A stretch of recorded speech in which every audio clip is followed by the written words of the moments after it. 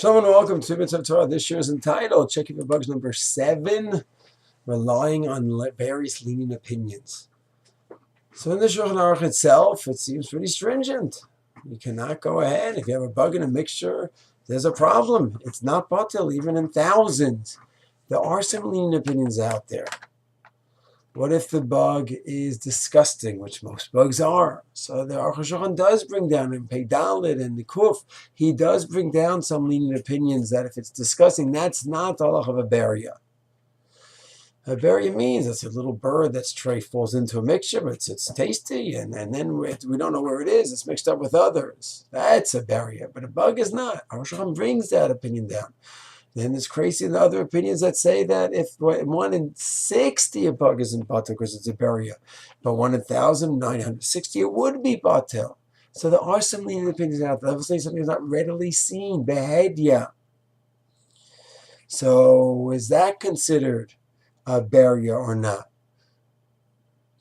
What if I go ahead when I put the food in my mouth? So it could be that there's a bug in there, but by the time I chew it, in the mixture, I'll grind it up, and then by the time I swallow, it's not a berry and it's batel. So there are lenient opinions that float around. The Aruch HaShulchan, the Halichos Shlomo, then it brings down that opinion as well.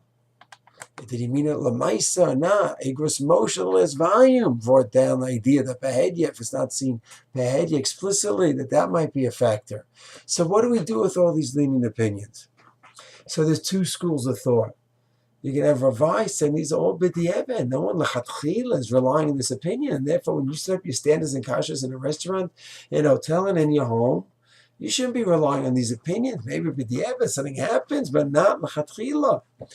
While you're going to have Rav Weitman, Rav Melamed, and others will bring these opinions in as opinions to rely on, not just b'di'evet if you're really stuck.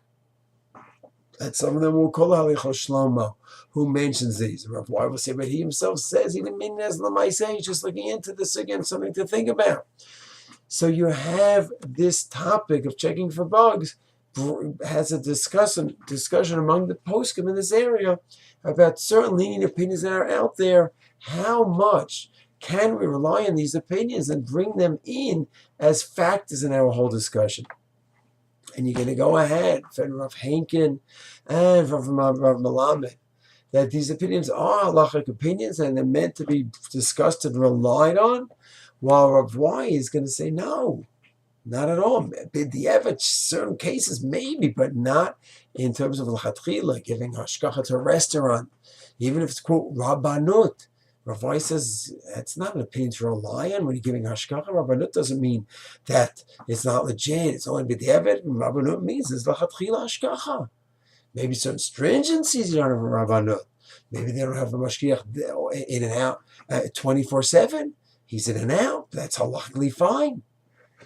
So because of all these different opinions out there, certain leniencies that poskim brought down over the centuries, and a machlok is how much could we rely on these leniencies? So we're going to have definite schools of thought of from the Rav Melamed, the Rav Henkins, versus the Rav White.